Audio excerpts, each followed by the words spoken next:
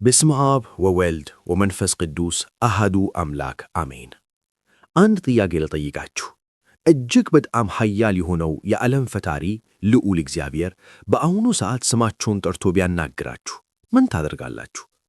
ትደነግጣላችሁ ወይስ ትደሰታላችሁ? አብዛኞቻችን እግዚአብሔር የሚናገረው በታላቅ ነጎድጓድ ወይም ደመናን ሰንጥቆ በሚመጣ ድምፅ ብቻ ይመስለናል። ነገር ግን እግዚአብሔር በጣም ለስላሳ በሆነ በሹክሹክታ ድምፅም ይናገራል። ልክ እንደናንተ ትንሽ ልጅ የነበረው ሳሙኤል በሌሊት ጨለማ ውስጥ ስሙን ደጋግሞ የሚጠራ ድምፅ ሰማ። ዛሬ የሳሙኤልን አስደናቂ ታሪክ እናያለን። ይህን ታሪክ ከሰማችሁ በኋላ እናንተም የእግዚአብሔርን ድምፅ እንዴት መስማት እንደምትችሉ ትረዳላችሁ። ዝግጁ ናችሁ?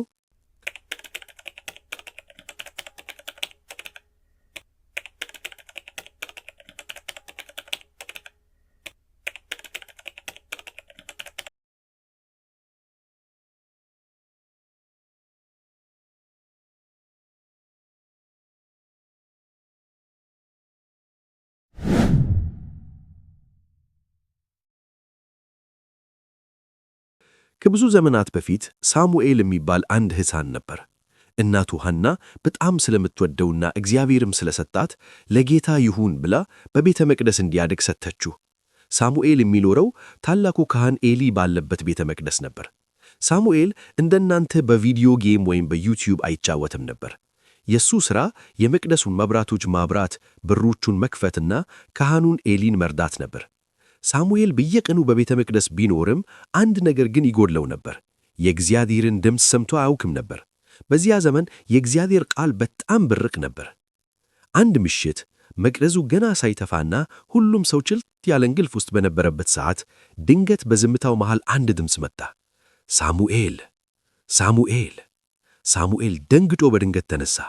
ዓይኖቹን አፍጥጦ በጨለማ ውስጥ ዙሪያውን ተመለከተ።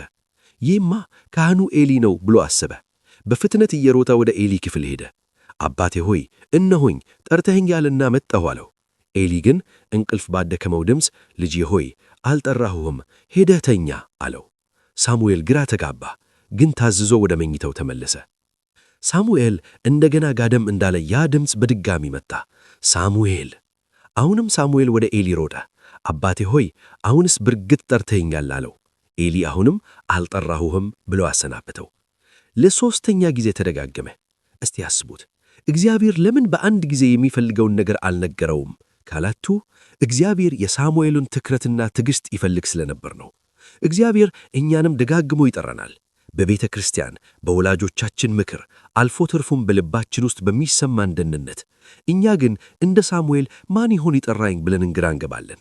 በሦስተኛ ጊዜ አሌዊው ኤሊ አንድ ነገር ተገነዘበ። ይህ ተራ ድምፅ እንዳልሆነ አወቀ። አምላከ እስራኤል ትንሹን ሳሙኤልን እየጠራው እንደሆነ ተረዳ። ኤሊ ለሳሙኤል እጅግ ውድ የሆነችዋን ምክር ሰጣት።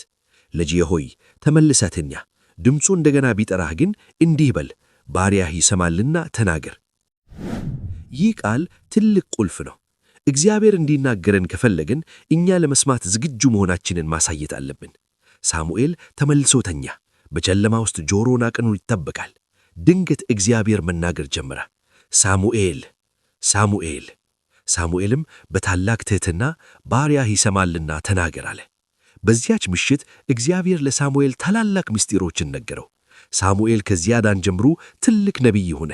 እግዚአብሔርም ከእርሱ ጋር ነበር። ንግግሩም ሁሉ ለእስራኤል ሕዝብ በረከት ሆነ።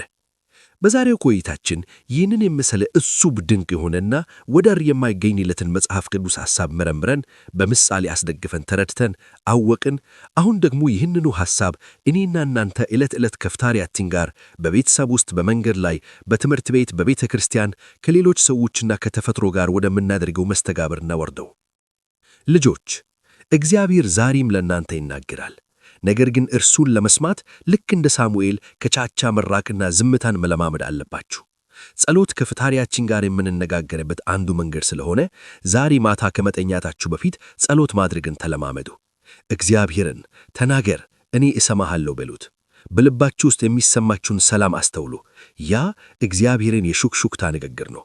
ስለነበረን ውብ ቆይታ የልዑል እግዚአብሔር ስም የተመሰገነ ይሁን። የቆየን። ይህን ቪዲዮ ከወደዳችሁት ለጓደኞቻችሁ አጋሩ።